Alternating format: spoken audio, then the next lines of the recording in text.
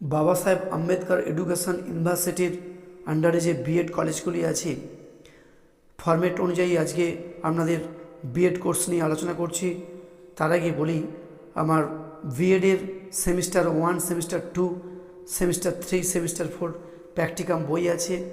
সেই প্র্যাকটিকাম বইগুলি আপনারা অবশ্যই কলেজটির থেকে পেয়ে যাবেন। তার সঙ্গে বলি, আপনারা অনেকেই ভিডিওর পিডিএফ নিতে চান, তাদের ক্ষেত্রে বলি, এই ভিডিওটির পিডিএফ ফাইল ডেসক্রিপশান বক্সে দেওয়া রয়েছে।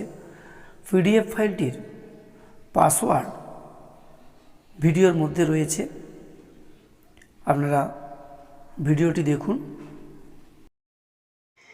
বিএডের আজ একটি প্র্যাকটিকাম নিয়ে আলোচনা করছি। প্র্যাকটিকামটি হলো কোর্স 1.2.3 সেকেন্ড সেমিস্টার।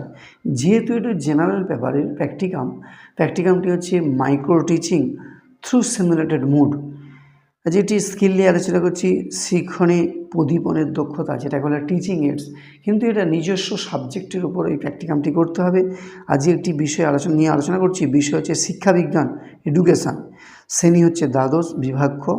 একে হচ্ছে পৃথকভাবে সামর্থ্য শিশুদের শিক্ষণ। ডান দিকে হচ্ছে তারিখ, সময় হচ্ছে 8 মিনিট, ছাত্র সংখ্যা হচ্ছে 10 জন, শিক্ষক বা শিক্ষিকা ট্রেনিং টিচার। এখানে 3টি ফরম্যাট অনুযায়ী ভাগ করা হয়েছে বারোতে। বাঁধা যাচ্ছে উপাদান না বিষয়ের সঙ্গে প্রাসঙ্গিক, না বিষয়ের সঙ্গে প্রাসঙ্গিক রেখে উদাহরণ সহযোগে ব্যাখ্যা। টিচিং এইডস যেহেতু বলেছি, সেই জন্যে সেই টিচিং এইডস বা প্রতিপাদনটি দেখাতে হবে। তারপরে থাকছে শিক্ষার্থীর স্তর অনুপাতে উপযুক্ত বা যথাযথ। শিক্ষার্থীর যে টপিকটা নিয়ে আলোচনা করছে, শিক্ষার্থীদের যে স্তরে আছে, সে 11 হোক 12 হোক, যে স্তরে আছে সেই স্তর অনুপাতেই তাদের কিন্তু মডেল বা চার্ট বা চিত্র হবে, টপিক অনুযায়ী তাদেরকে দেখাতে হবে। তারপরে থাকছে না আগ্রহ ও চিন্তন সৃষ্টি করে। না যে টপিকটা নিয়ে আলোচনা করা হচ্ছে তাতে যে টিচিং এইডসটা দেখানো হচ্ছে, চার্ট হোক বা চিত্র হোক বা মডেল হোক, অবশ্যই কিন্তু শিক্ষার্থীদের আগ্রহ সৃষ্টি হয় বা চিন্তন সৃষ্টি হয়। তারপরে হচ্ছে পরিষ্কার, স্পষ্ট ও নির্দিষ্ট ছবি। অবশ্যই টপিক রিলেটেড যে চিত্র বা মডেল বা চার্ট অবশ্যই স্পষ্ট হওয়া চাই, নাহলে মডেলটি বুঝতে অসুবিধা হচ্ছে বা মডেলটি উপস্থাপন করতে অসুবিধা, তাহলে কিন্তু হবে না।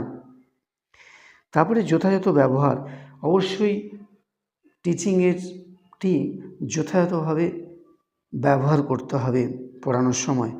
তারপরে থাকছে প্রথম পর্যবেক্ষকের মতামত, দ্বিতীয় পর্যবেক্ষকের মতামত 7 স্কেল অনুপাতে, এবং ওনারা সিগনেচার করবেন। আজকে এখানেই সমাপ্ত করলাম প্র্যাকটিকামটি।